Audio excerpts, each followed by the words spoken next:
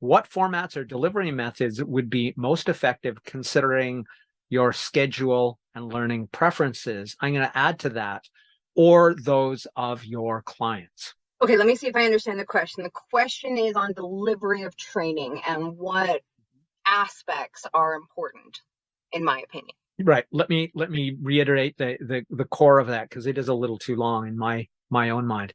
So formats. So what formats or delivery methods would be most effective in the context of your schedule, or the schedule you were talking about a moment ago, right? Like, how much time do they have? Should it be something that's split into slivers? What do you think is the most effective way to deliver that kind of thing? Formats and delivery methods. I think that is a really deep question that doesn't have an easy answer, but I think simply it comes down to knowing what you're delivering and where. So if you are delivering development at an operations level, it has to be something you can do side by side while still doing the job, because the job of operations is keeping the machine going, and they cannot stop to develop. They need to be able to develop as they go. Whereas if you are working with the CEO and COO and the CFO, being able to clear a schedule and take a half day to really dive deep into a skill, a tool, or a mindset that's going to help shift things and create alignment within the company is absolutely a reasonable expectation. So it depends entirely on what you are teaching and why you are teaching it.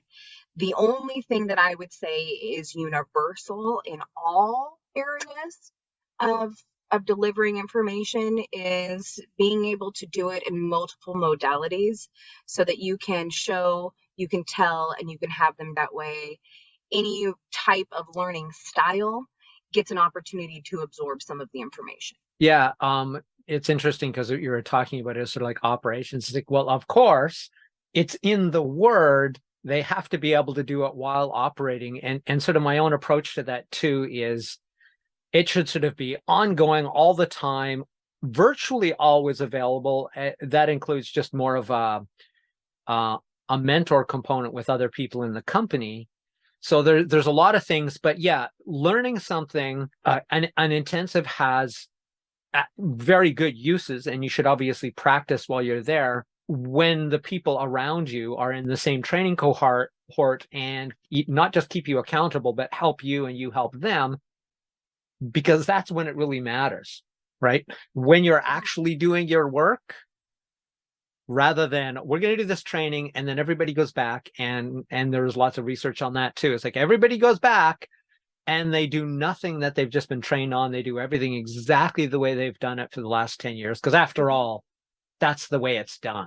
That's the way it's been. Yeah. Okay. And knowledge is power, but it is not transformation. I can deliver you, let's say I had the magic handbook of life, and I could literally just read it to you and provide you all of the knowledge that would achieve everything you want.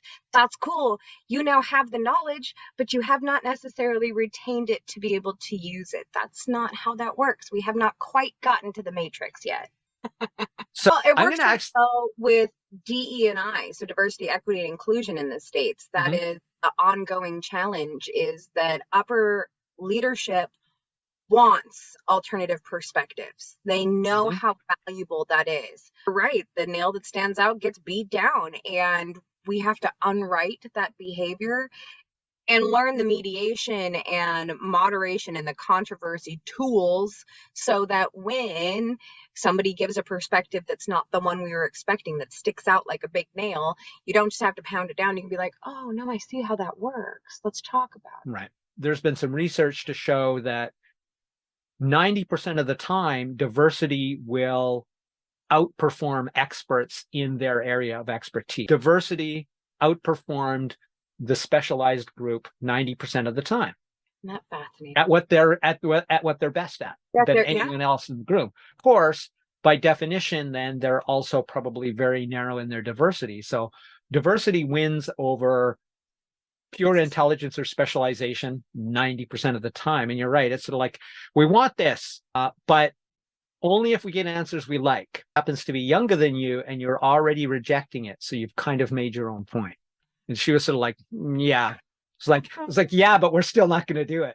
That's the thing, right? You can't control it. There's just not enough duct tape.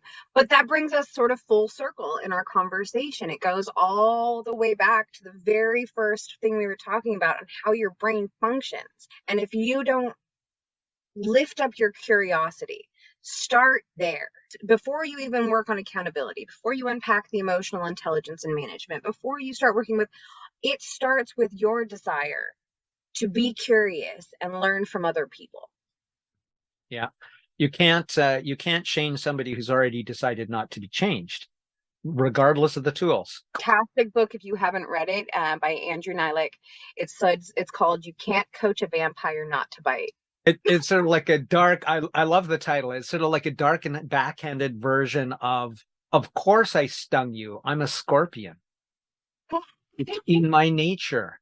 And we have to wrap it up today. We can always come back and do more, but I have a client in 4 minutes. Okay, let's try to fire off. We're not going to get them all done, but okay. I think it's better to answer them well than fast. The next one is,